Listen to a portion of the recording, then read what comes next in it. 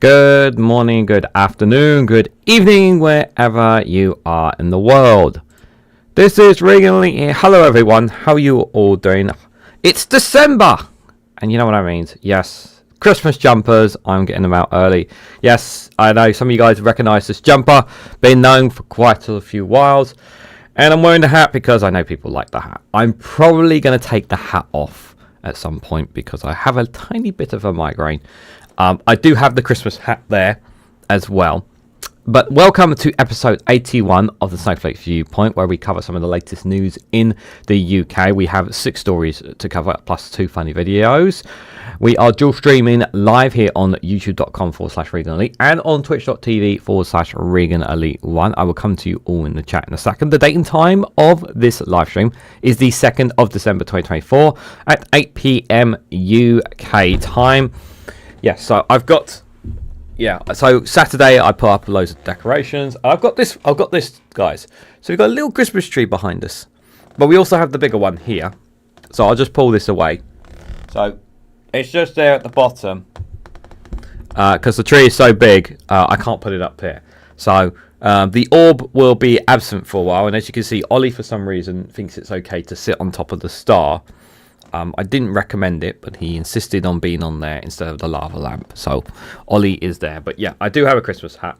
But I'll save the hat probably for maybe the round table.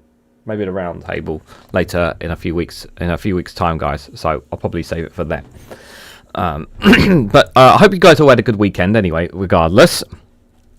Dave McGuinness of the 2 Davies is here. Good to see you, buddy. Hope you're having a good day or evening.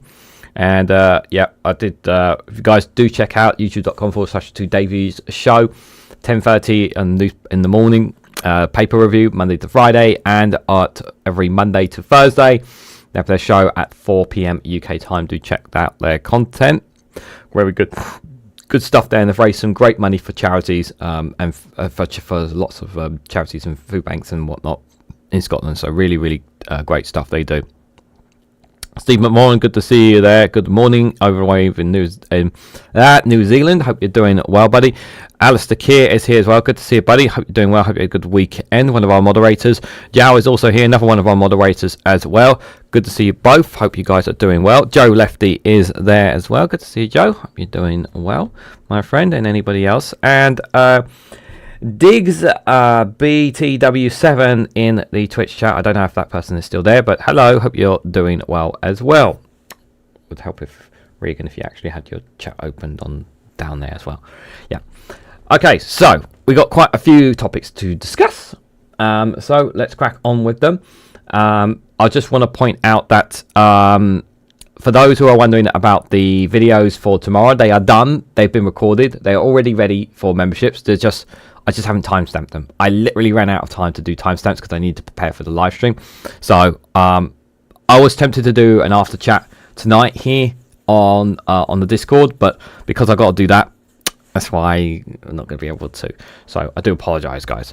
But I will have the video for members. Obviously, I'll have that up as soon as I've done the timestamps for them. So let's get started, guys. So the first one I've got here is an exclusive from The Guardian. The headline here is that the boost to UK's political system or face Trumpian disaster campaigns campaigners have urged. The exclusive reveals that Unlock Democracy proposes a series of measures and warns over our over-reliance on conventions and norms. And this is absolutely 100% true. I think we all know that the system that the political system we have is broken. I think everyone's in agreement. It is broken. It's not a fair system in any way, shape, or form. Anyway, because we don't even have a fair electoral system, because we have a first past the post system when it comes to general elections, which is nonsense. Because if we had a proportional representation, we would actually have a coalition of probably Labour, Labour and Labour, maybe Greens or Lib Dems or something along those lines. You know, probably, as opposed to, or maybe even without Conservative and Reform as a coalition, would they be able to coexist? That's a question as well. So, if we had a proper system there. Also, the other thing is that they rely too much. The system itself, relies too much on considering MPs to be honourable and trustworthy, and we've learned that they are not honourable and not trustworthy, and take advantage of many systems. Many things, as well as taking advantage of taxpayers' money as well, to, for example, let's say heat their horses' stables, for example. A certain MP, if we recall, of that, as among many other things.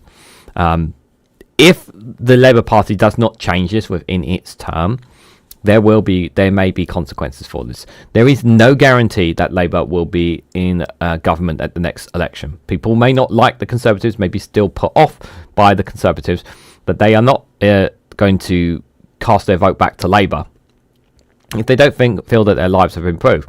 And they will not be going back to the Conservatives. They'll be going to Reform. They will go to Lib Dems, or they will go to the Greens. They will go to other parties if they feel that that their lives are not better off.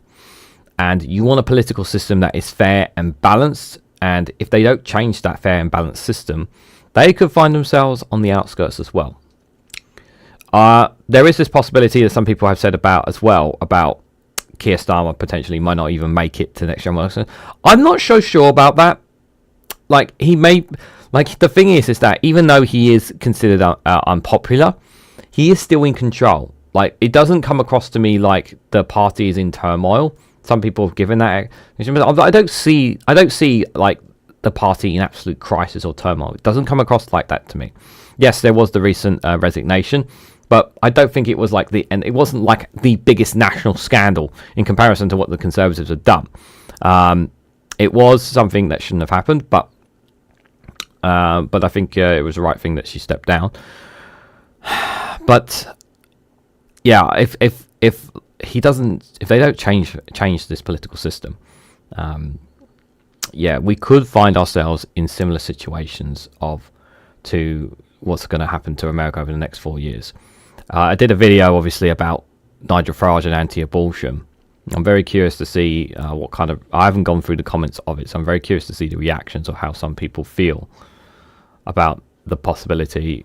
We think that women have safe reproductive rights here in the UK. If women in America thought they had safe reproductive rights and they lost them, it can happen here.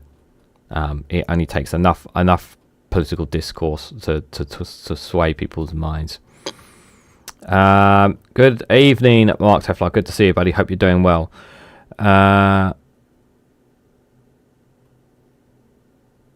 Gamer Jam says it's bad enough for capitalist parasites insert themselves into every area of human activity to extract the cut of the value.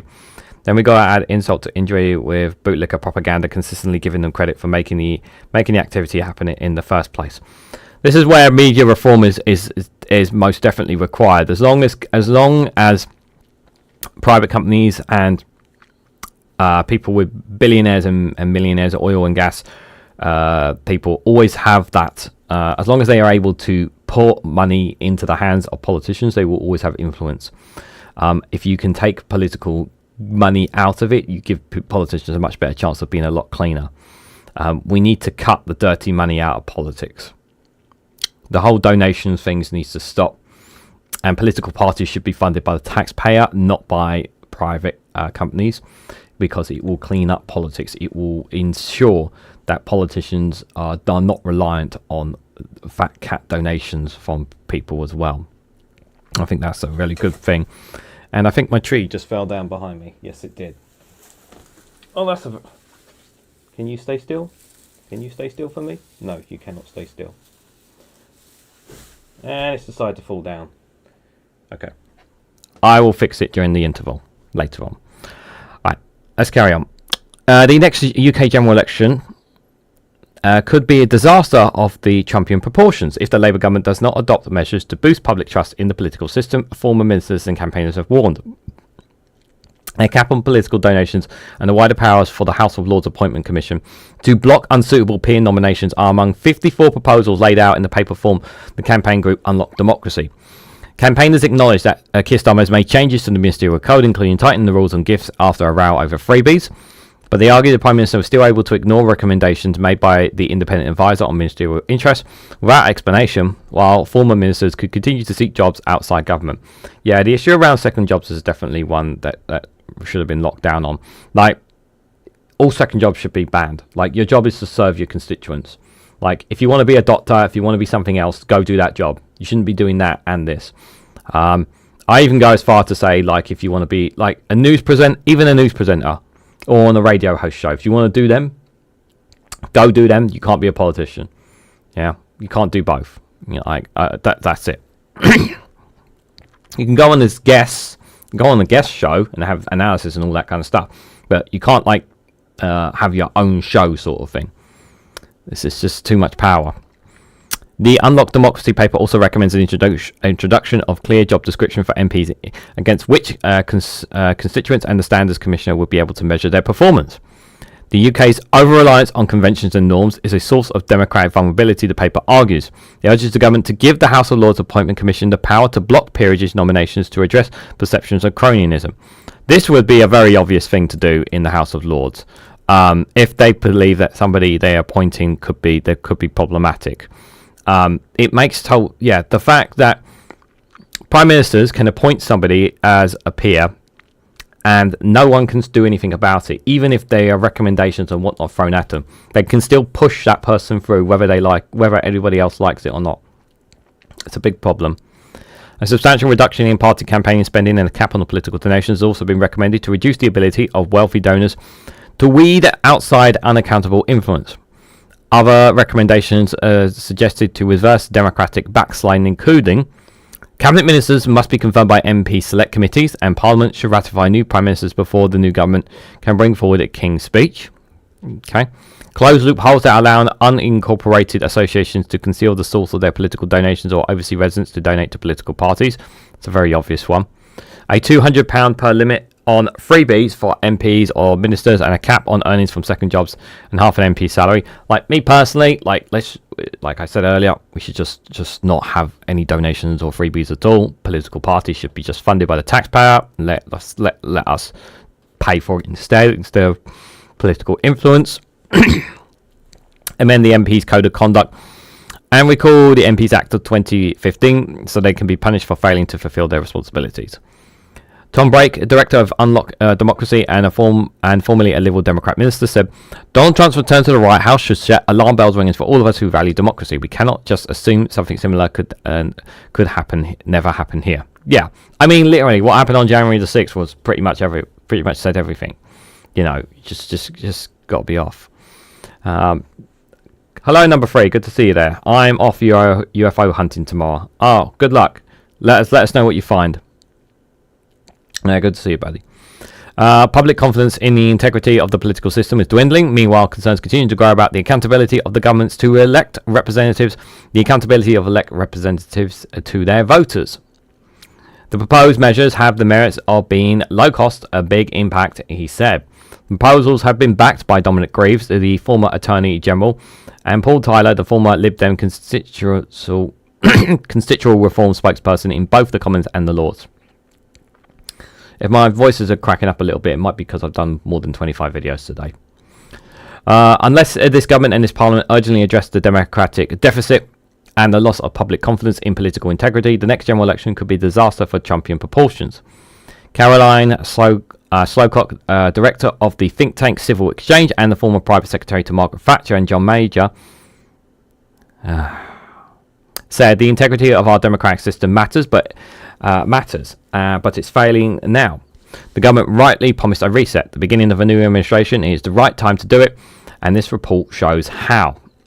The question is, are they going to do it during this session, in this parliament, or the next? Now, they are doing a commission. They do have a committee, obviously, on the looking at the possible potential changes to the system. But are they going to get it done during this? Are they going to impose such changes during this 4-year cycle, this Parliament? I think that's a good question. And the answer is I honestly don't know. And the thing is, if they go out, if Labour, let's say, if reform does by some miracle win the next government, who's to say that they will stop laws coming through from their end? I mean, it's easy to argue that they should have done it right at the start, but this cost of living crisis is obviously something that needs to be done. They want to try and win the public over when it comes to the next general election, and obviously by doing that is by improving the economy, fixing the foundations. I know nobody likes that rhetoric, and driving growth and actually putting money in people's pockets. If people feel more money in their pockets, if people feel that their lives are better off, if people are able to afford housing, people feel safer on the streets, if people are able to get their doctor's appointments, if people feel that their bins are getting done, if the streets are looking a bit cleaner, all these tiny little things, if people feel that they are better off, their lives have been better off than they were 4 years ago, they will vote Labour. But it is all down to them to whether or not they will do it. That's the real question there. So the next one I've got, guys, was it supposed to be that one? No, it was supposed to be that one. Next one I got for you guys is from the BBC over from the council. The backlash from councils over Rayner's housing targets.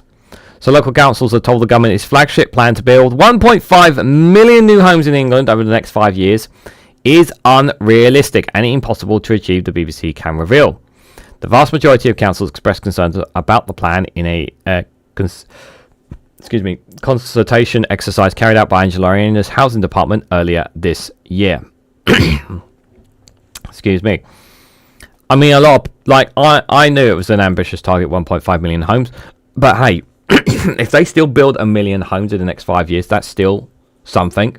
It'll be a hell of a lot better than what the Conservatives have done. But yes, people will argue if they don't do it, obviously they will say you didn't build enough houses. But we've always said that it's not always about how many homes you built, it's about the kind of homes that they built. And too often we keep seeing, oh yeah, they've built this many homes or whatever. Yeah, problem is that I can't afford them, they're too expensive. Or they're not social housing, not council houses, they're not houses that are suitable for the medium low end range of people.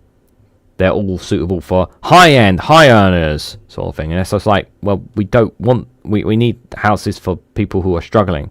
We need affordable houses for people who are struggling. That's where we need the houses. Whether they will build those kind of homes, I'm very skeptical. So the vast majority of councils expressed concerns about the plans in a consultation exercise carried by Angela's House Department earlier this year. The responses obtained by the BBC through the Freedom of Information laws potentially set local authorities on a collision course with Labour over one of its top priorities. The government has said it will respond to a consultation and publish resolutions before the end of the year. Okay. The Prime Minister, Sir Keir Starmer, has put house building at the heart of the government's mission to kickstart economic growth and tackle the housing crisis, but it relies on local authorities adopting targets for new privately built housing developments in their area. And the thing is as well, and I covered this in another video, right, is that they're relying on the private sector to build a lot of their homes as well. What's very disappointing is that there's no push, there's no guarantee that these homes are going to have solar panels on them, which is something that they were originally going to have. Like, they were going to impose, like, new homes have to have solar panels on them, but they did, in the end they didn't give them they didn't basically make it a ruling. But they're going to try to encourage it. But encouraging is one thing, but it's the main argument from private developers has been that the cost of it and the type of houses that they plan to build, which I can understand. Obviously, by certain it depends on certain incomes of people with the kind of houses that we want. But at the same time, it's like, if we want to drive more green growth, green energy, we should be pushing more, and we should be making these private estates and companies to build solar panels on these homes, and it should be a case of adapting to it. they should be forced to go through a few loopholes to say why they don't want to build solar panel homes and their reasons. Like make them work to not have solar panel homes, or if you're not, or common sense is give them a bloody incentive to build solar panel homes. It's not like give them a sweetener or something. Like if they weren't going to do it, I was like, okay, we'll give you some money here.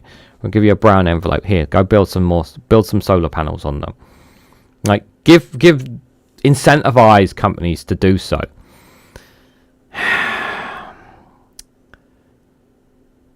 Many councils accept the need for more new homes, but they are concerned about whether the targets handed to each of the 370 authorities in England are realistic or achievable. The concerns are shared by Labour, Conservative and Liberal Democrat authorities, according to BBC analysis of 90% of the consultation responses. Well, yeah, of course they're going to be, like, regardless, like, political parties, differences aside, they're all going to have targets. They're going to be like, huh? Like, these are going to be really hard targets for them all. But they need to be done. Oh, God.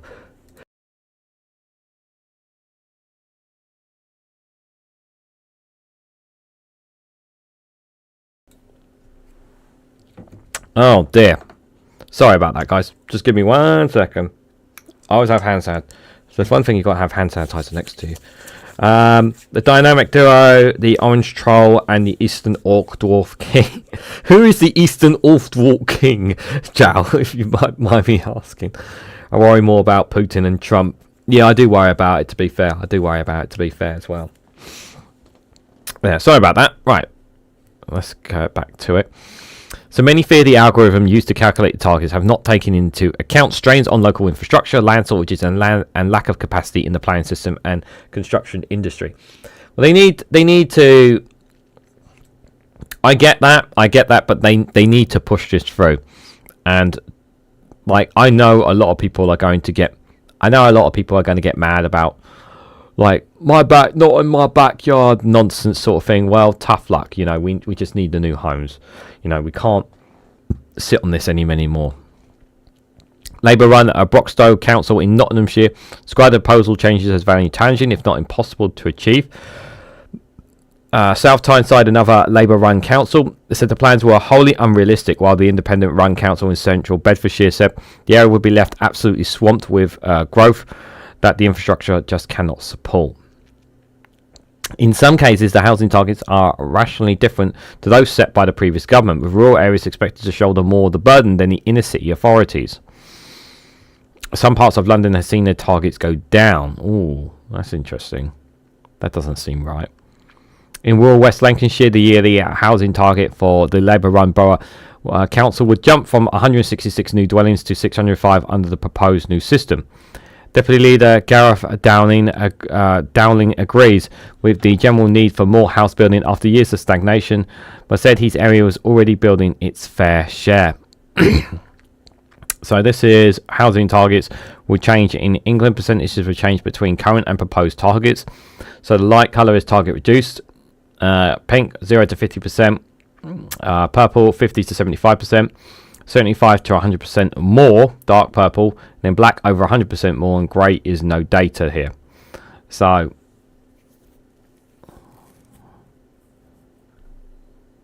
targets reduced all around London.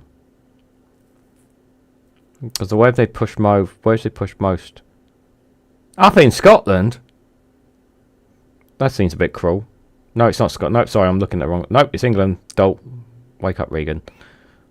Yeah, most of the north of England. They basically said to the north of England, you guys need to build more homes. Pretty much. Yeah, north of England. There's a little bit of demand down in the southwest, but not that much. Yeah, some of it's there's reduced targets. Why is London getting it so easy? Why is London getting it so easy here? It's very interesting. Very interesting. I don't think the land is actually available here to build that much housing on. He says, unless you were to go and build specifically on arable farmland. Considering the situation around around the farming things lately. Not ideal. The Eastern Orc Dwarf King is Putin Reganelite. Oh, you're referring to Vladimir Putin as the Eastern Orc Dwarf King. Okay. Oh, I'm just going to go off topic, but orcs and dwarfs are not the same thing. They're two different races. Like, I have played Warcraft, so I do know the difference there. Just for reference. Downlin claimed that the new way of determining targets would not match the housing need in West Lancashire either, and called on ministers to have a look at the responses to the consultation and see what has been said. Current housing targets are largely based on projections about how many people will live in a local area in the coming years. Instead of regulatory updated targets wherever the projections changed, the last Conservative government chose to lock in housing targets based on projections made in 2014. The Labour government claims that this has led to targets that would not solve the country's current housing crisis to provide significant economic growth. They want the targets for new homes to be based on the current number of houses in the area and how affordable these properties are, rather than the number of people expected to be living there in the years to come. So this is some councils will need to significantly increase new housing. The top 5 areas requiring the biggest proportional increase in new homes compared with the current government targets. So you have the current annual target and then the light blue in the proposed annual target there. This is just a couple of examples there.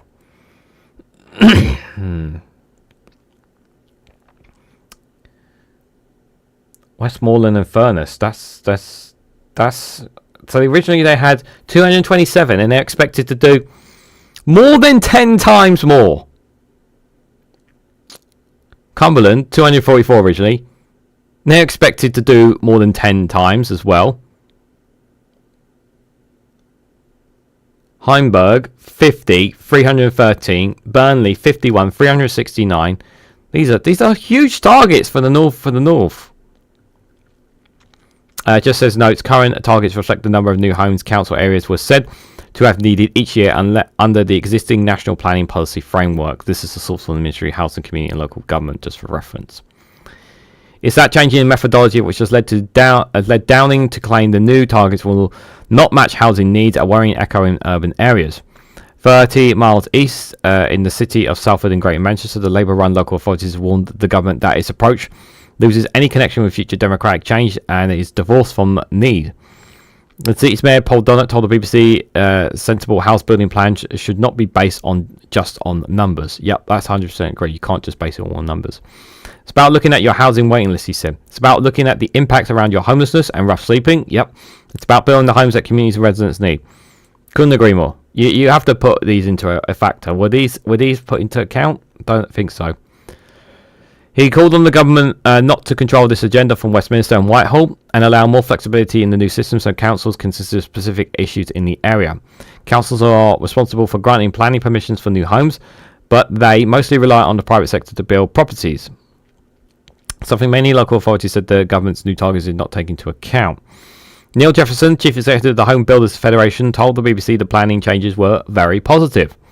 But he said ministers need to do more to support prospective buyers, give greater access to sustainable mortgages and ensure that local authorities, planning departments have sufficient capacity to process applications.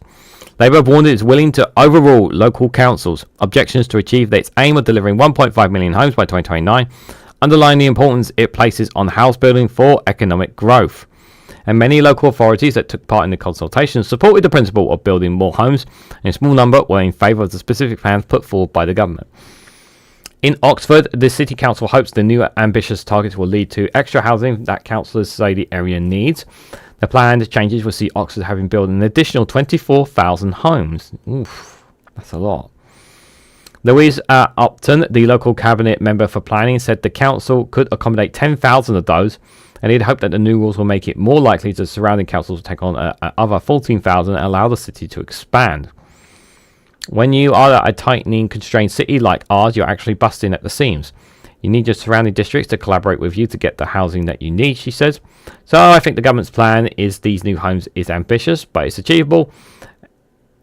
It has to be achievable.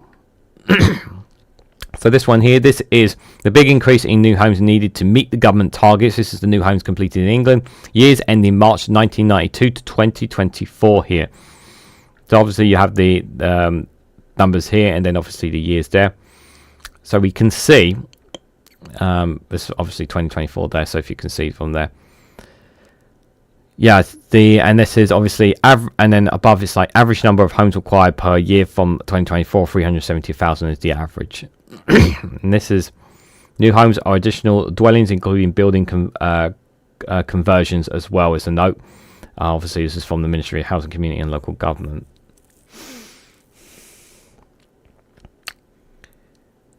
Yeah, it looks like 2018, 2019 much higher targets.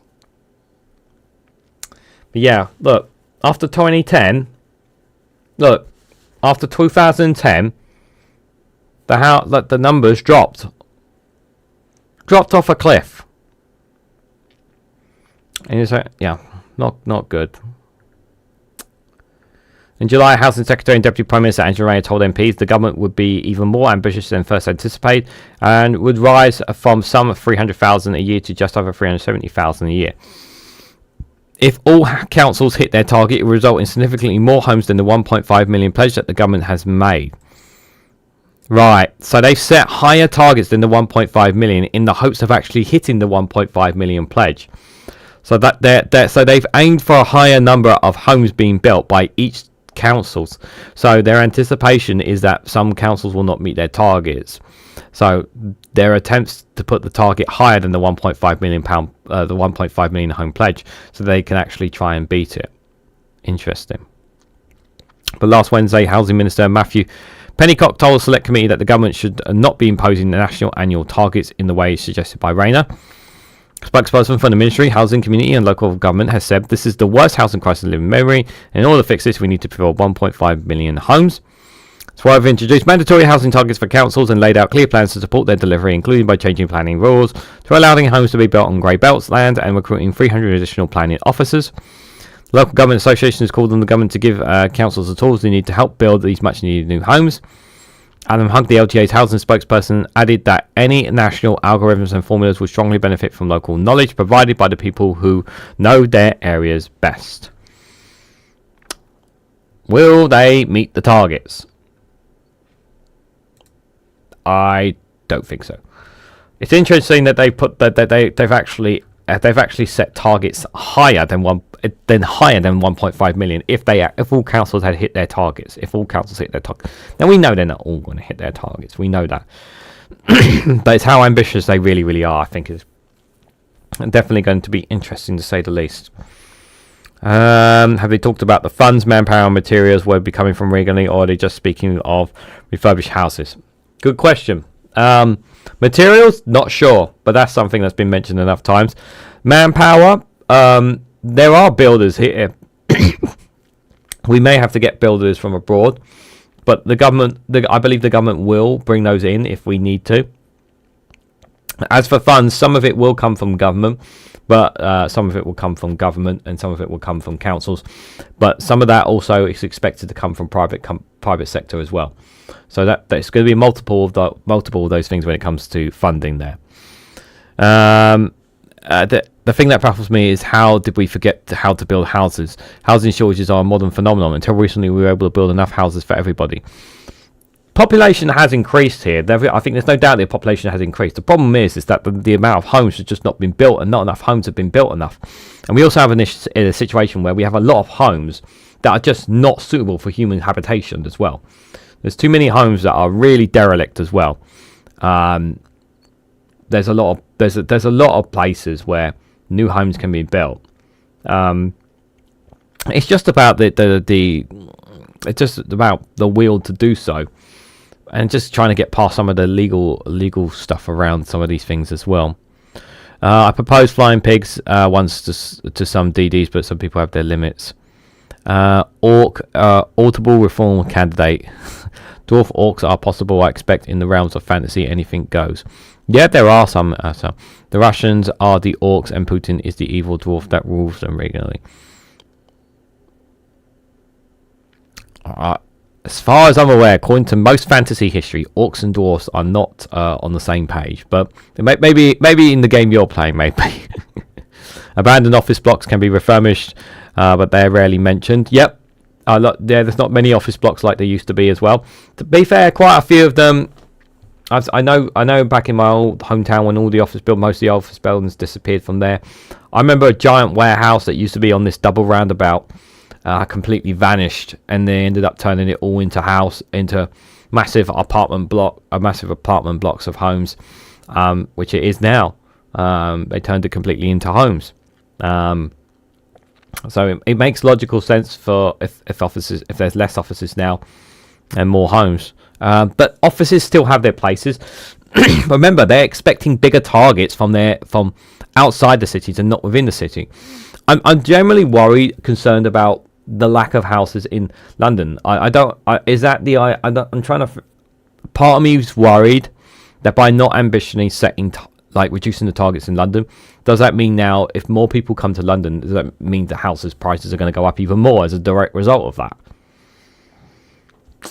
I mean, are they expecting and hoping that more people will go out of London because more homes will be built outside of it because of these targets, perhaps in the next couple of years?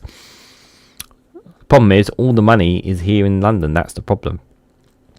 If free market worked, the housing supply would increase to meet demand. Instead, the housing shortages are created to increase the price of houses, which are now commodities owned by the rich. Yeah, and that's the problem as well. We also have the rental market, which is become problematic as well. They need to get a grip on on that as well. That is for sure. So obviously last Friday they had the assisting dying bill, the second reading, which did pass. This is from Sky News. Assisting dying. The majority of the public thinks the debate has been rushed, a poll finds. So a poll for Sky News also found that while 62% support the bill overall, the majority, 70%, were concerned that disabled people could be encouraged to seek assisting dying against their will. So I've looked at a couple of different articles on this assisting dying, and something that definitely crossed my mind when I was thinking about this is one of the concessions that I heard one or two MPs were basically saying about the assisting dying bill is that the doctors have to tell them about the option when they are terminally ill. I get that. I totally understand why MPs feel like they should not have doctors feel that they need to tell them. What they could do. See, this is. See, I'm torn on. See, a part of me feels like they should give the option to them. But a part of me feels like if you give them the option, they may rush into it. Then there's a part of me that's like, well, instead of telling them, why don't you tell them that they're closest relative or somebody instead and suggest it to them and then let them have that discussion. But then that we don't know what the conversation is going to be between the relative and that person. And that person may not even know. So a part of me is a bit torn because not everyone's going to know about. Like, if it becomes law, and we're talking years down the line, by the way, if this ever does become law, and it still has to go past it's still got to go another road, and that's even going through the laws, which is going to be bumpy as hell. Like, this is no way near done. Of course, there needs to be safe. There are strong safeguards, but there are rooms for improvement. I've said this before, I've read the bill myself, as I've said. There are strong safeguards. Are there things that they need tweaking? Absolutely. And this is why many MPs are concerned about X, Y, and Z. The one about whether or not doctors should tell them when they are terminally ill, that one does, it's a very difficult one for me to say because of how I feel about it. Because I feel like, should the doctor have to tell them? Do they have the right to tell somebody? Would you like the option of assisting dying, sir? There's a part of me does tear into me a little bit, guys. Anyways, the majority of the public think the debate on assisting dying has been rushed. The polls found. So, according to a Delta poll survey of Sky News, 60% of those questions said more information was needed for people to make up their minds about whether it should be legal. I'm glad that the public are still in favour of it. And I'm glad that the general public are taking a keen interest in this as well. I don't like the framing that those pro-life campaigners have on this as well. I don't, because they're getting the wrong end of the stick there. It seems the majority of the public are in agreement about the right for people to die, but they obviously want to make sure that it's done as with the strongest safeguards possible. And you feel there's not enough safeguards to it. The idea they said this has been rushed. The reason why the public think this is rushed, and that this is the problem, because they don't pay attention to politics. They think it's been rushed because it's only been put into their papers like the last couple of months. Like if their heads were in politics 24/7, they would know that this has not been rushed. They would know that this has been something that Len Bitter, the MP behind this, who has been campaigning for this for years, have been working on this bill for years. This is not something that's been done 6 months ago. This has not been something done a year ago. This is something that has been worked on for a very, very long time, very detailed. Yes, of course there are things to tweak, but the public don't know that. The public doesn't know that. So remember, the public get their information. Some of them they do get it from online, but some of them get it from just the mainstream media and the newspapers. So their perception is that this has been rushed because they haven't heard much about it, because other topics have dominated the news, and that's why they think that it's been rushed.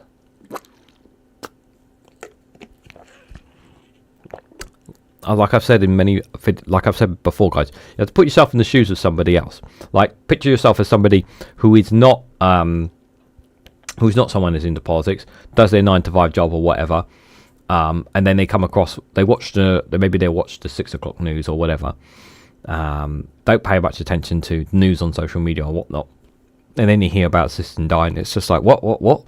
They're doing a bill or the vote on it, and it's just like, what's all this about? Like, sort of thing. And straight away, the instant reality is to that person, it's like, this feels rushed. Like, assisting dying already? Like, it doesn't clock on people like that this has been discussed, because again, you have to be into politics to know that it's been discussed quite a while. And MadMonk33 has made this point before, and good to see you, buddy. Hope you're doing well. And he says, we don't like seeing our pets suffer, but some think it's okay to watch a loved one suffering in insufferable pain. 100%. I'll give you a prime example, you guys. For those who don't know, every now and then I'll post a picture of my cats on the memberships community post. One of our cats, Daisy, and I've said this on there already. She's very, very old, and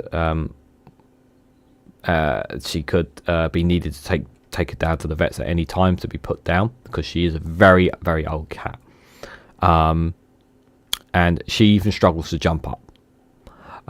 But she's not a cat in pain. She's not a cat in suffering. She can still eat. She can still meow for food.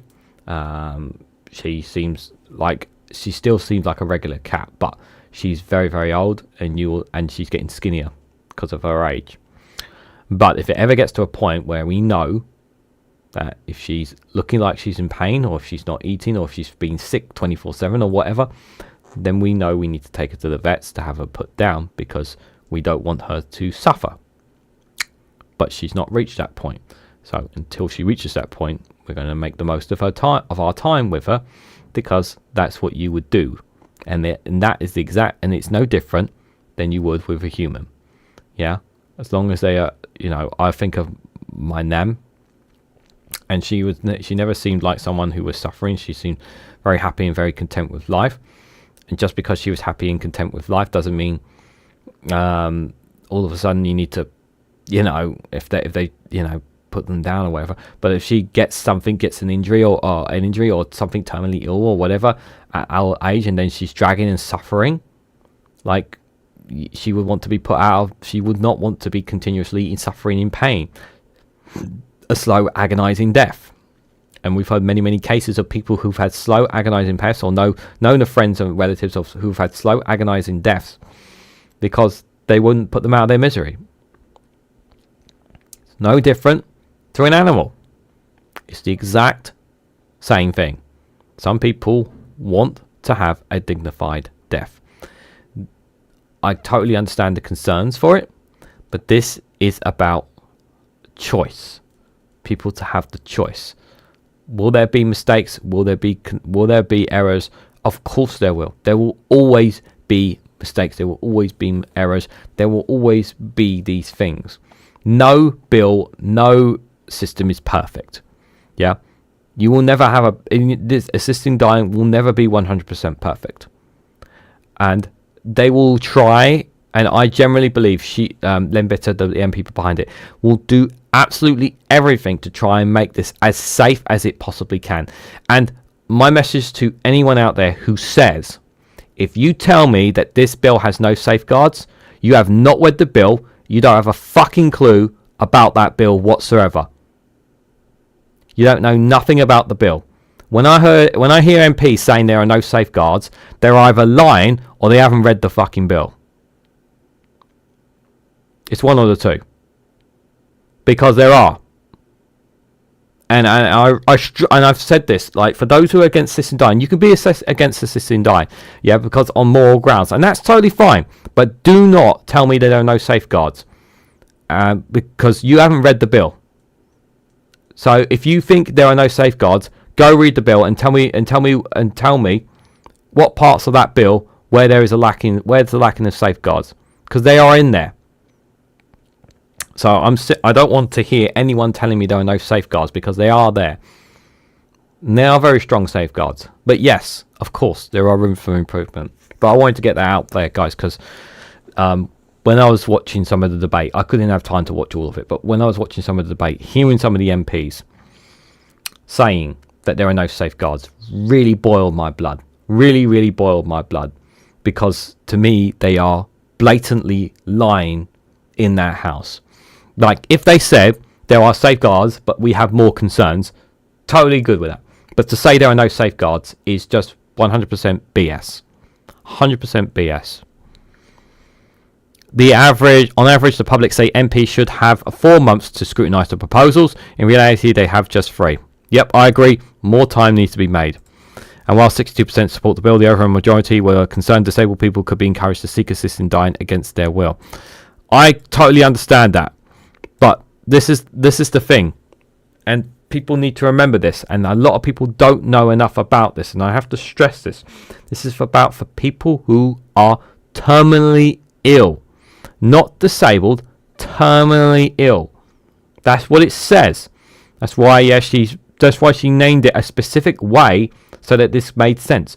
People think that because they're old or they're disabled that they're going to get assisting dying. No, that's not what it says.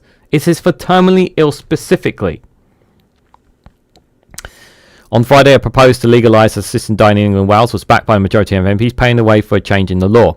The bill will allow terminally ill adults within 6 months left to live to request medical assistance to end their own lives. A survey by Dental Poll carried out between the 22nd and 25th of November, a few days before the historic vote. The findings mirror concerns that have been raised by MPs and campaigners regarding the timing and safeguards of the legislation. Let's have I think it's right we should listen to a different cover opinion pieces. I think that's really, really important, guys. Give me a sec to adjust the volume. It was an historic vote, decades in the making. But the decision made inside the 4 walls of Parliament has implications that flow far wider.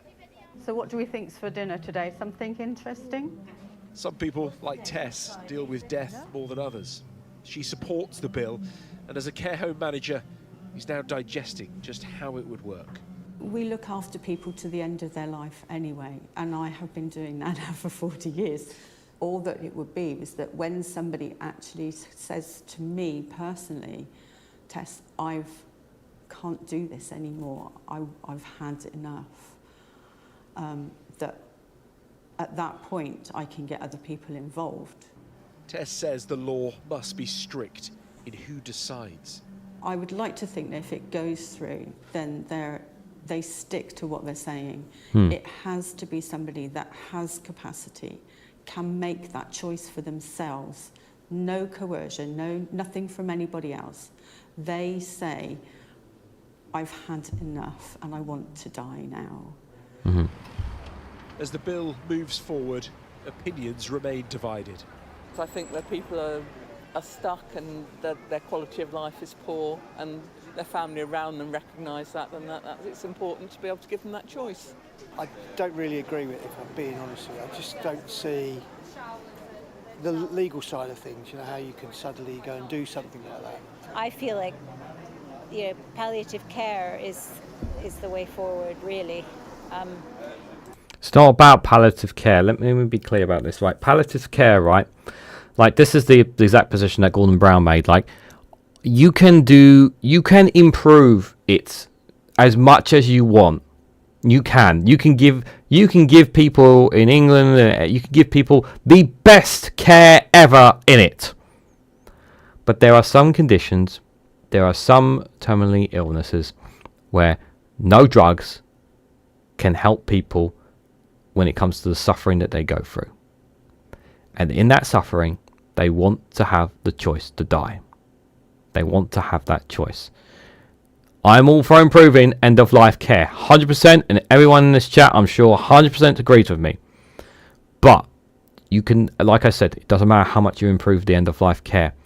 If you have somebody who has, like, for some, let's say hypothetically, some stage 4 cancer of some sort, or brain tumor or whatever, and they're in insufferable pain, and no painkillers, no metamorphine, no morphine or drugs that can help that person, because there are cases where they happen and drugs cannot help them, and they're in that situation and they are suffering as they are dying away, and they cannot end their life. No end of life care can help them in that situation, and that is when their choice should be allowed to be made. Not that I think people shouldn't be allowed to choose. So I'm very torn. It could still be a few years before this bill actually becomes law, and there is still a chance that it could fail. What happens now is that there will be months of scrutiny and debate, and the shape of that is a key focus for those on the front line. It is, of course, not just a fundamental change for the public.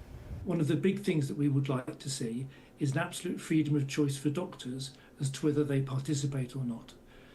That's already in the bill, for the record. That is a choice in the bill. So doctors have a choice to opt in if they want to. There is no case where you are automatically opt-in. If doctors want to be involved in this, they can opt in to do so, and they are provided training specifically for this. It says this in the bill. No doctors are forced to do this. No doctors are.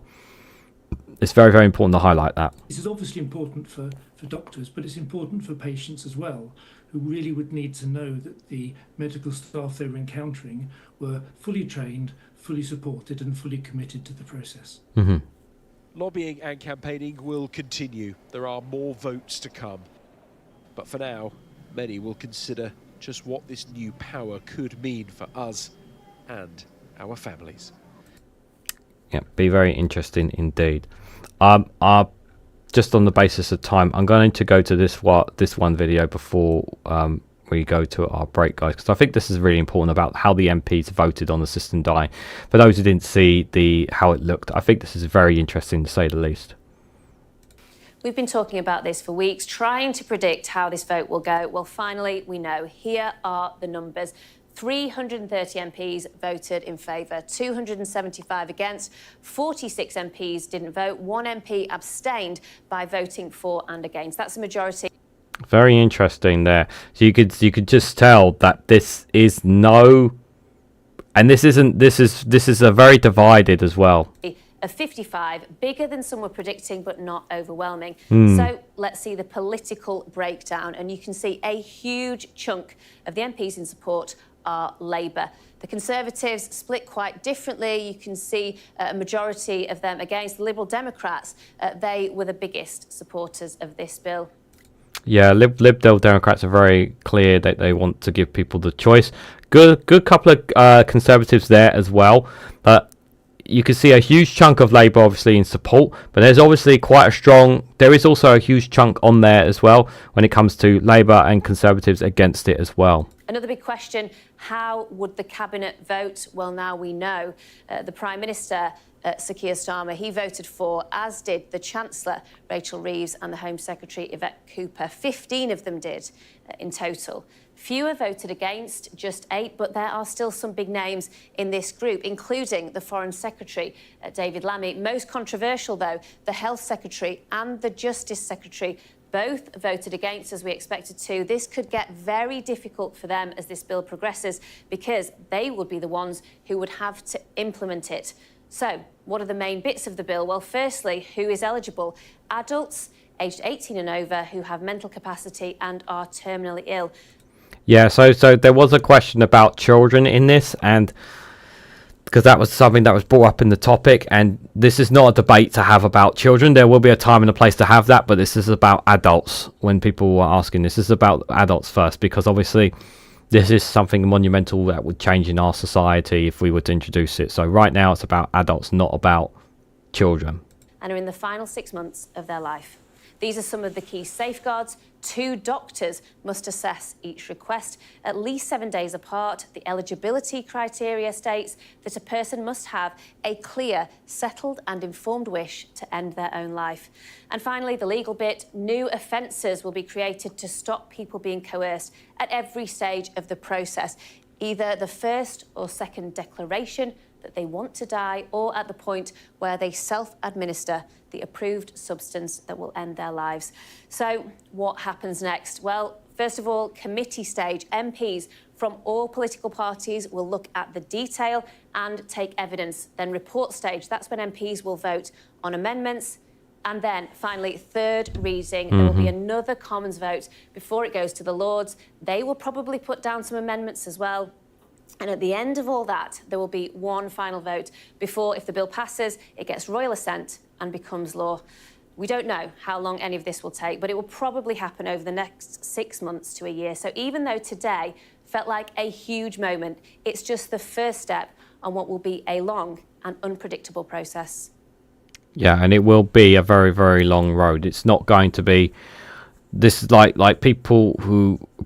hearing about this now, this is like, no, it's not going to go into law. There's going to be lots of debates, and not just in the MPs, but even in the Lords. There's going to be, I expect a bit of fireworks in the Lords, not just in the Parliament over this, because there'll be people who are very passionate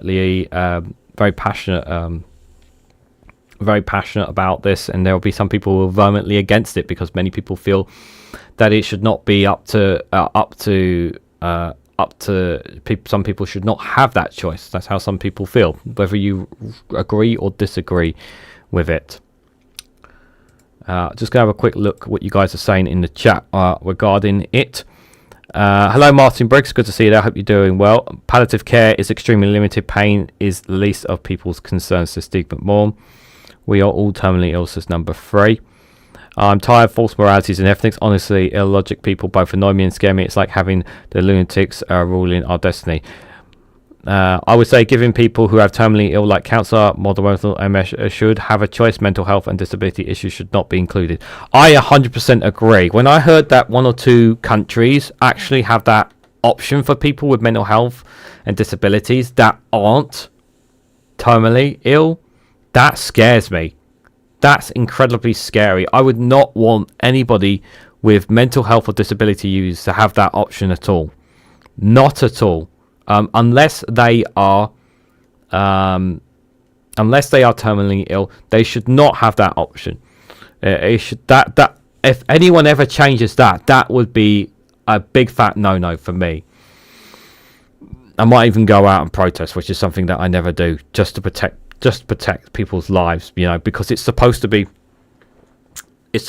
for those who need it.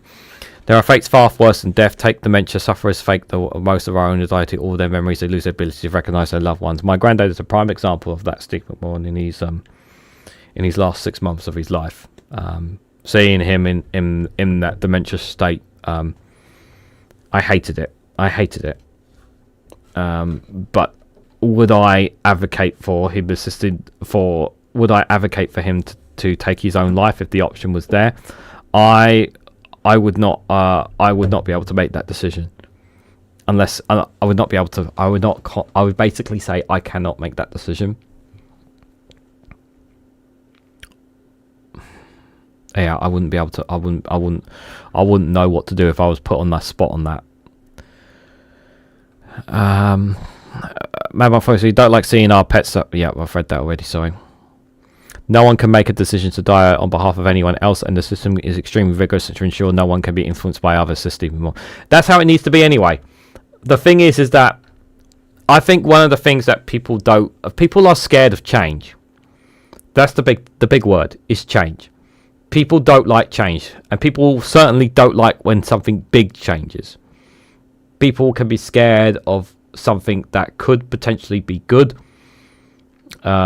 for people, and they're scared about the negatives of that change. They're scared about the negatives that come with that change, and I think that's a really good. That's something that's human. It's human nature when something big happens, when something big change comes in your life, or something like this comes along.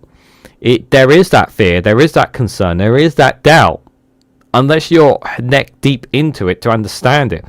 So it is entirely understandable how people feel concerned about this, because it is a big change if it was to go that far, if it was to get royal assent.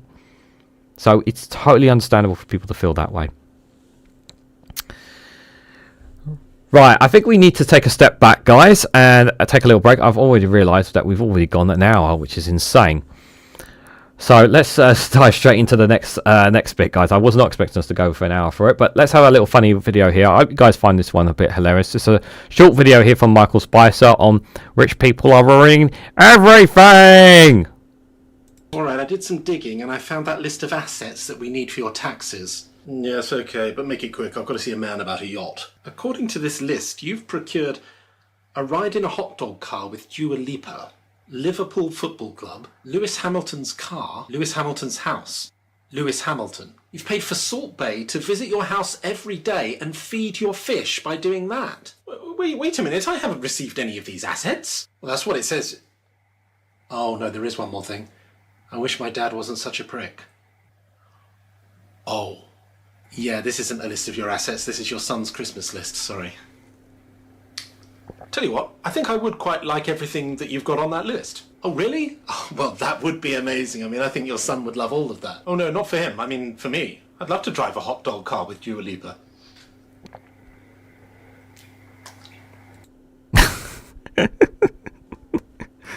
Nice little short one there for you guys. Just a quick reminder, if you haven't already, please hit the like button. We greatly appreciate it. Share this across social media so others are notified of this video. If you haven't subscribed already, please consider subscribing, because it really does help support the channel.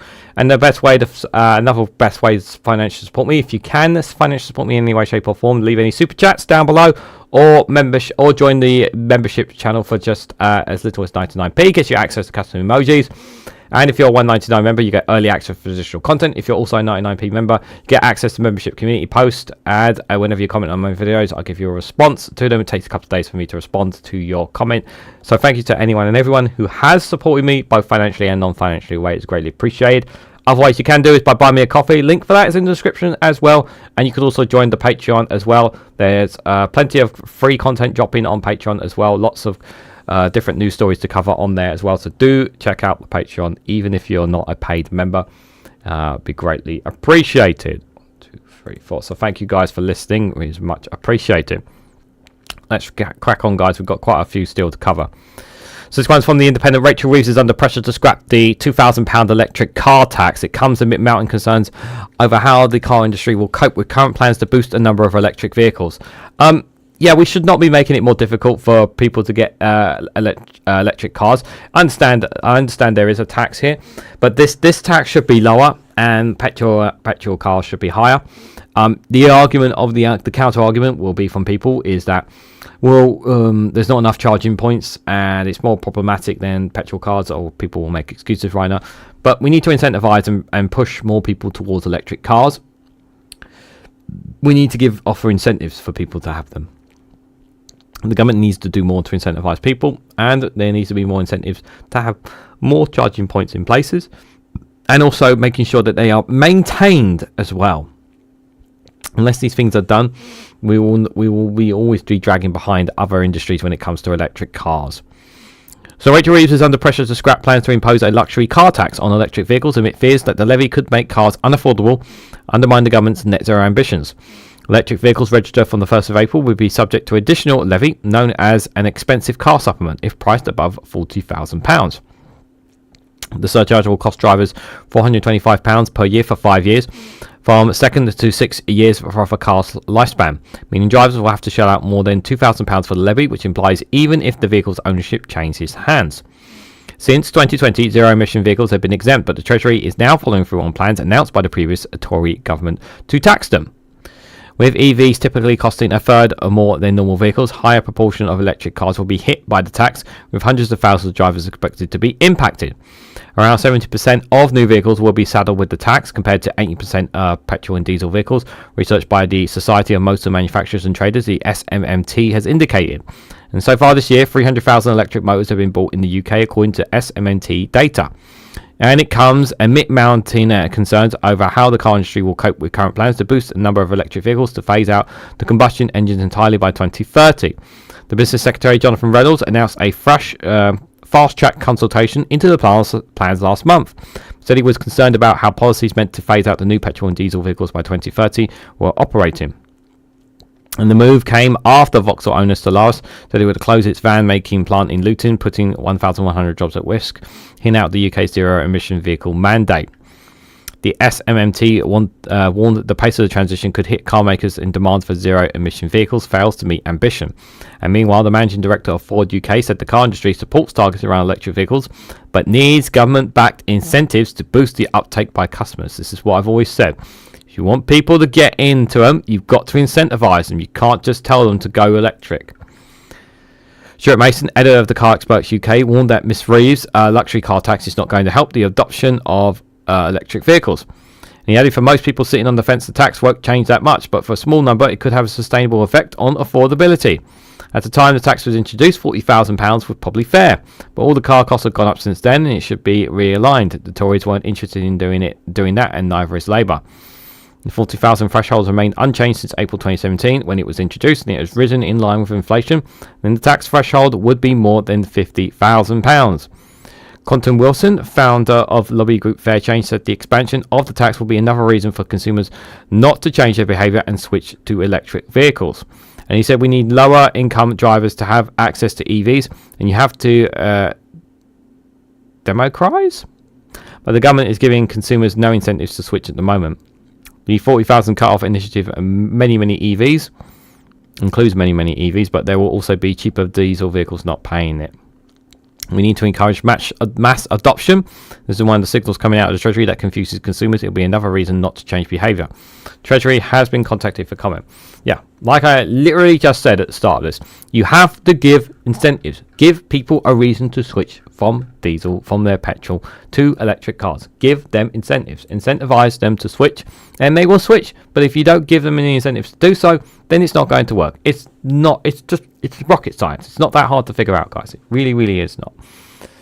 The current plan for electric cars, give subsidies to the industry, which means tariffs with Europe. Just read the TCA. Yeah, this just adopt New Zealand's legislation. All the checks and balances are there.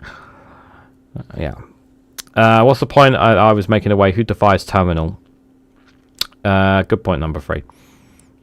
Assisted dying is only available to those who can make a fully informed decision on their own belief, says Steve McMoore. Yeah, it's hard to know for sure though, because there are conversations made behind closed doors as well. It's hard to. There's no 100% guarantee. There's no 100% guarantee, and that's with anything really. To be fair as well, on it. But yeah, as for electric cars, yeah, if the government don't incentivize people to switch, it's just going to keep problematic. The next one I got for you guys is from the Financial Times. A ban on zero-hour contracts for agency work is unworkable, says the UK recruiters. The industry argues reforms would undermine job markets in a letter to Business Secretary. Well, look.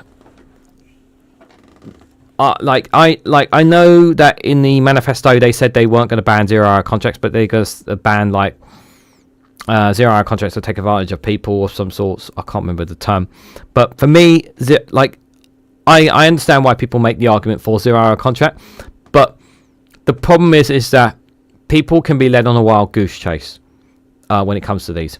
They should be guaranteed a minimum set of hours. Everyone should be guaranteed a minimum set of hours, and I think that's really, really important. Like, guarantee 2 hours minimum, like something like that.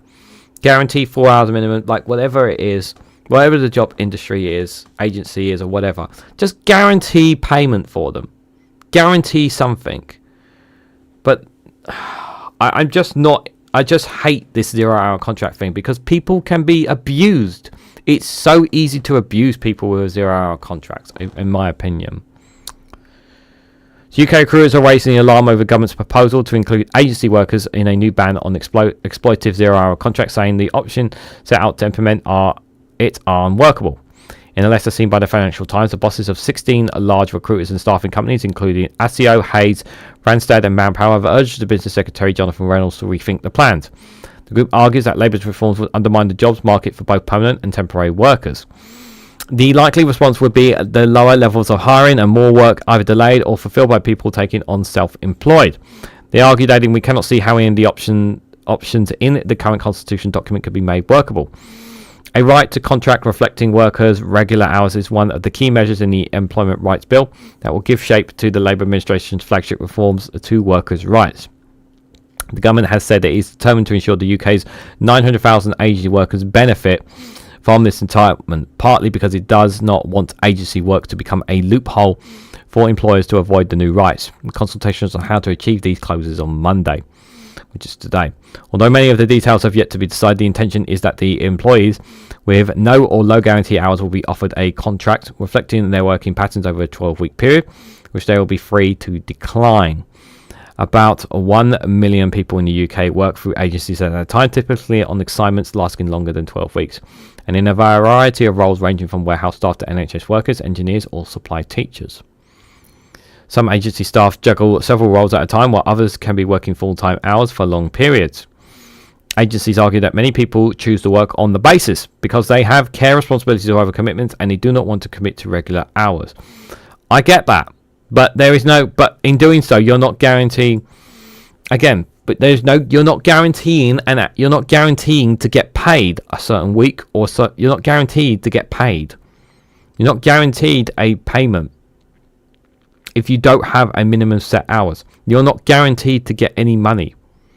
The company that you work for under a 0 hour contract, they do not have to pay you a certain week. They can simply, if for some reason, right, let's say you have a breakdown relationship with your boss, employer, right? Whatever reason, right? But you're still very good at your job and you're still very reliable, right? And for whatever reason, they decide not to have you in at work that whole week, right? Even though they know you're useful, right? They can do that because guess what? You don't have a minimum set of hours. So you're not getting paid that week. Like that, just like that. So it's just people can just take advantage of you. That's the thing. There's no safety net here with 0 hour contracts. That's my problem with it. Unions say they must find many agency workers parked on insecure contracts even though they are engaged in long-term work and would prefer guaranteed earnings in order to qualify for a mortgage. The key choice set out in the document is whether the offer of guaranteed hours should be made by the agency who engage a worker or their end hirer using their service. The consultation suggests that for this second option to work, it might be necessary for the hirer to become the agency's worker employer, potentially without paying the transfer fee that would usually be done to the agency. The Recruitment and Employment Confederation, which represents the agency, has warned that both options undermine their business model. Consultation notes that the first option places risk on the agencies that cannot control what work is available. The REC argues that in the second scenario, clients might be less willing to hire someone who would gain the right to direct employment after 12 weeks. But if they were recruiting, the absence of transfer fees surely is all business, would just hire a temp, argues Kate Shoesmith, REC's Deputy Chief Executive. Michael Ford KC, a barrister focused on labour law, said the government's proposal was puzzling. It is not clear why an agency worker would need to switch into direct employment to benefit from the new right. The main problem with the 0 hour ban, flagged up by many business groups, was the seasonal or unpredictable nature of demand in many sectors, he said. Here there would be a predictable rush to use agency workers if they were excluded. Tim Sharp, a senior policy officer for the employment rights at the TUC union umbrella body, said the government's explicit aim was to change the structure of the labour market so that a reduction in the size of the agency sector would not be a cause for concern. Hopefully you will see a situation where more people are employed on long-term contracts when they are trained or developed, he said. We think there is a demand for greater security. The Department of Business and Trade said it was committed to ending one-side flexibility for agency workers and others, to ensure workers have more predictability, to plan better lives and finances. It added it would consider all responses to the consultation once it closes and continue to engage with unions and key stakeholders to ensure any changes for both businesses and workers. I'm not very good when it comes to understanding a lot of things when it comes to agencies, because I've never worked for an agency, so it's not really my forte. But I still stand on this premise that 0-hour contracts are bad, and I've heard the arguments of people saying it's for, and like it says in there, there's the flexibilities in that. But just from my perspective, and it is from my perspective, to me it just feels like a risk. It is a major risk. You are not guaranteed pay. You're not guaranteed a set amount of money. That's my frustration with it. And I get some people like that flexibility of saying, oh, I can only do this many hours this week or many hours this week and whatnot. I get that, but it doesn't always go to fruition. So it's difficult for me. Like I would personally want everyone guaranteed an income. I want everyone to have a guaranteed income, when it comes to work. Self-employed obviously is different, but I just want everyone to have that guaranteed something coming in all the time, and I think that's really, really important. Before we go to our last article, Steve McMahon, thank you so much for the 5 gifted memberships. I really appreciate it. He's given 5 to Derek McCall, David Gerardo, Super Tiny 808, and Andy Bernars. Thank you so much, my friend. Really appreciate the support. It's made any time anyone drops super chats or gifted memberships, it really does make a massive difference. Yes, Joe Lefty, UBI. I know. I need to bug Max again on that, because we definitely both want to do it. I need to ask him. It's on my list of things to do. I've got loads of plastic notes here. I will write. I'll write a note. I'll write a note after. I've got a lot on my mind already, guys. Oh God, looking at the time. Actually, you know what? I am, because I do have quite a lot to do after. I think what we'll do, guys, we will leave the last story. I will just give you, instead of me covering the last story, what I will do is I'll just show you the highlight here. And I'll leave the link in if you guys want to check it out yourself. But this is what the last story was going to be. It's an argument piece from Hardeep Marafu of Byline Times of Trump's return and the false Farage Blindspot. Dismissing what we disagree with in the hope that it will disappear isn't the answer. Reality proves otherwise. Not taking seriously political figures we find undesirable will not change their political impact or ambition. Donald Trump, Elon Musk, Sting Bannon and Nigel Farage will only benefit from him being underestimated, she writes in her argument piece.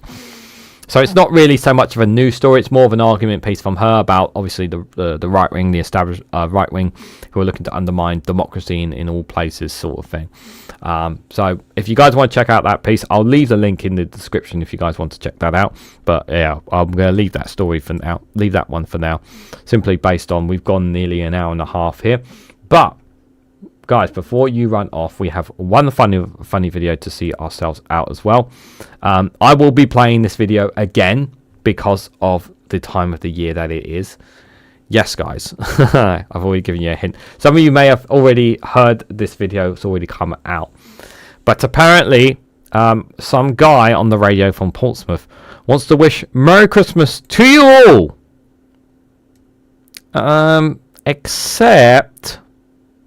Colin is in Portsmouth. Hello, Colin. Hello, mate. I just want to wish everyone a Merry Christmas, Anthony. Oh, well, that's lovely, Colin. Merry Christmas. Except for Keir Starmer, Rachel Reeves, David Tennant, Carol Vorderman, the ECHR, the rain that fell on Rishi Sunak, people who want Clarkson to pay his fair share of taxes, Dan Needle, working people, Prince William's beard, state schools taking private hard-earned VAT, winter fuel, the Bank of England, Alex Scott, HS2 bat tunnels, Jeremy Vine's cycling video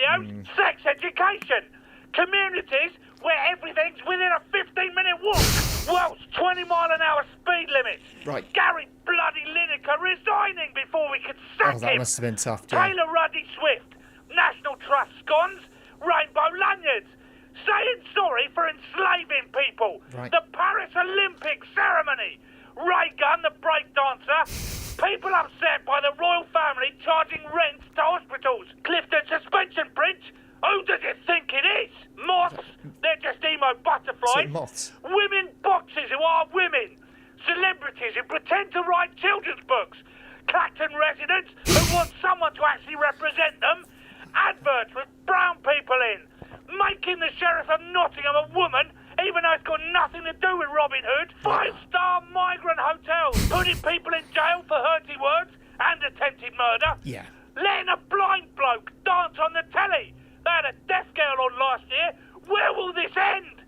Naming hurricanes after women. That's a man's wind. Neutral toilets, apart from in aeroplanes, trains, and your own house. Right. And dynamic pricing. Apart from them, Merry Christmas and peace on earth to select mankind. Merry Christmas, Colin, and love to the family. Blue sky! Leave Blue Sky alone, you! How dare you not wish Merry Christmas to one of the fastest rising social media apps this year in Blue Sky. How dare you? How dare you, Colin? How dare you? Well, it will not be the last time that we hear from Exploding Heads wishing a Merry Christmas, guys. Oh, I'm sure we'll be playing that video again, that is for sure, yeah. But yeah, the link for that the Byline Times article will be in the description. Alistair Keir's put in the link in the chat if you guys want to have a look at it in your own time as well. So guys, I wanted to say a massive thank you to everyone who's come along. Just before I head out, a reminder, tomorrow at 7 will be the Snowflake Corner, so if you guys want to join me for that. Oh no, I believe, no, it's 6 o'clock tomorrow. I'm pretty sure it's 6 o'clock. I have to double check the time, because I believe it is the 50th episode, so it might be a longer series tomorrow.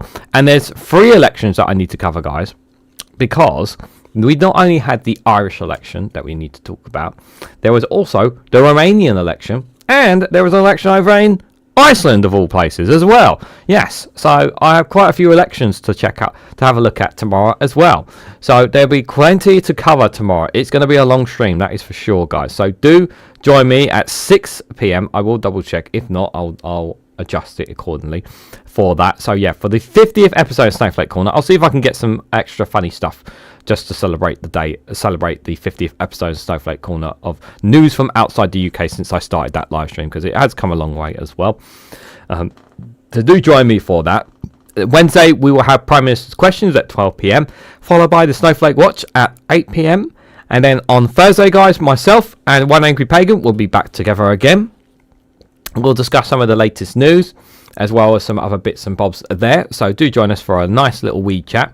I do miss having chats with people, so it has been a while, so it'd be nice to have one again with somebody. And then on Friday, there is no live stream on Friday. No Friday lights or anything, guys, for you guys. I'm sorry. So a bit of a breather there for me on Friday. But I will try and get recorded Regan's News Round and World News Round for you on the weekend. I should be here for I should be lurking in the chats for Regan's News Round and World's News Round on the weekend, hopefully for you guys. I do, for those who are wondering why I wasn't in the chat for the World's News Round, it was because I was out that evening, so I could not join. I couldn't even pop in to say hello. So if you did attend the premiere video of World News Round, thank you so much for watching it, and I really appreciate it. Yeah, it was very interesting, that one. Some of the stories that I covered on that is for sure. So, but I hope you found it. I hope you found the World's News Round fascinating and informative, guys. For those who did watch it, so thank you who did, as well. But yes, guys. So that's the plans for this week, and obviously later on this month we have the Snowflake Show with Lee Korn. Do keep an eye out for that, as well as the Snowflake Roundtable featuring myself, One Angry Pagan, Dave McGuinness, and Jenny from Random Scottish History as well. And maybe I'll try and see if I can get one more guest maybe this month, possibly and potentially. We'll have to wait and see. Unfortunately, the opportunity to reach 2,000 subscribers by the end of this year is very unlikely to happen, given at this point. I would need a massive influx. I would need a video that would break the internet to do so, guys. But we can still get close to the target. So if you could help me get to at least 1,900 before the end of the year, that would be fabulous as well. So if you can help me get me to there, at least that would be it's still a massive achievement nonetheless. To have had over 1,000 subscribers at the start of the year, to have gained as many subscribers that I have, it's been a fantastic achievement. But we'll come to all the end of the year stuff closer to the end of the year, guys. So yes, I will catch you guys tomorrow, but just before I head out, I have one final thing to say. Ollie, you gonna pick that tree up? No? Okay. He's not gonna pick it up. Okay. You fuck off. Why do I have to pick it up? You're the one who knocked it over. If you haven't already, guys, please hit the like button. Be greatly appreciated. Share it across social media so others are notified of this video. If you haven't subscribed already, please consider subscribing because it really does help support the channel. And if you want to go one step further, financially support me and the work that I do here, you can do so by becoming a YouTube member for as little as 99p. Or you can join me on Rumble or Patreon for exclusive content on those platforms. So thank you all so much for watching, and I hope to catch you all very, very soon.